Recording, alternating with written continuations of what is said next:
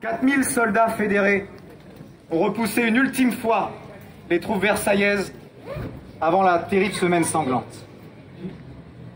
C'était le dernier sursaut de la Commune avant que Paris devienne un charnier.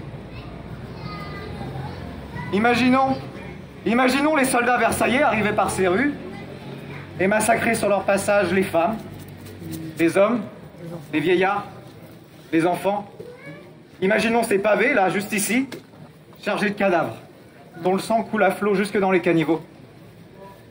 Imaginons les jardins qui nous entourent et leurs parterres fleuris de bras, de jambes, de mains appartenant à ceux qu'on a enterrés là à la va-vite pour poursuivre l'entreprise de mort.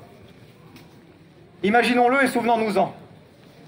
Souvenons-nous-en parce que c'est toujours le tribut réservé aux faibles par les puissants lorsqu'ils décident de devenir autre chose que ce à quoi ils avaient été assignés.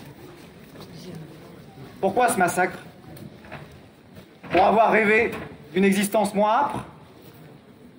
Pour avoir voulu devenir quelque chose? Pour avoir refusé la misère, la privation, l'exploitation, l'injustice et le mépris? Pour avoir voulu saisir de leur destin et le lier à celui du plus grand nombre? Pour avoir voulu que la vie parfois puisse être belle? Et cette vie plus saillante, moins âpre, ils l'ont rendue tangible par des lois. Égalité salariale entre les sexes, séparation de l'Église et de l'État, salaire minimum, toutes les mesures que vous avez entendues dans la pièce et tant d'autres. C'est parfois difficile d'imaginer comment une république si jeune a pu accomplir autant de choses. Et d'autant plus que, après la disparition de la Commune, on a dû attendre parfois 50, parfois 100 ans pour que ces lois reviennent de nouveau dans notre droit commun. Et même en fait, aujourd'hui, certaines ne sont encore que des idées pour nous. Des rêves qui nous paraissent bien inatteignables alors qu'eux l'avaient fait. Et tout ça, ils l'ont fait eux. Rien qu'eux. Pour eux et pour tous les autres. Cette histoire-là, elle ne connaît pas de grande femme ou de grand homme. Pas de personnage qui s'impose au milieu de la masse comme une évidente nécessité. Il aurait pu y avoir Blanqui.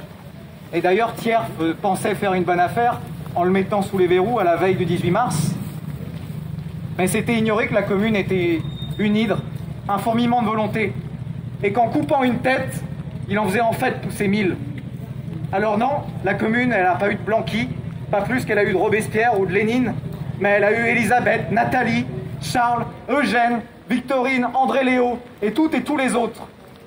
Des gens dont on ne connaissait pas le nom, des petites gens, des gens de peu, qui étaient destinés à passer sur l'existence comme des ombres et à finir leur course dans la nuit de l'oubli,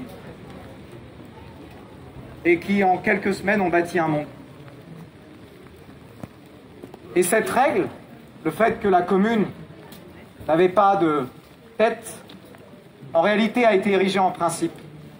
Pour s'en convaincre, on peut penser à ces braves soldats de la guerre nationale qui, le 18 mars, ont reçu le pouvoir, mais n'ont pas eu l'ambition de s'y accrocher. Qui ne voulaient pas être des maîtres sans mandat, qui ne voulaient pas se sentir illégitimes, et qui, en quelques jours, ont organisé des élections pour se déposséder de ce pouvoir. Mais avant ça, on souhaitait adresser ces quelques lignes à leurs semblables. Citoyens, ne perdez pas de vue que les hommes qui vous serviront le mieux sont ceux que vous choisirez parmi vous, vivant de votre propre vie, souffrant des mêmes maux. Défiez-vous autant des ambitieux que des parvenus. Les uns comme les autres ne considèrent que leurs propres intérêts et finissent toujours par se considérer comme indispensables. Défiez-vous également des parleurs, incapables de passer à l'action. Ils sacrifieront tout à un discours, à un effet oratoire ou à un mot spirituel. Évitez également ceux que la fortune a trop favorisés, car trop rarement celui qui possède la fortune est disposé à regarder le travailleur comme un frère.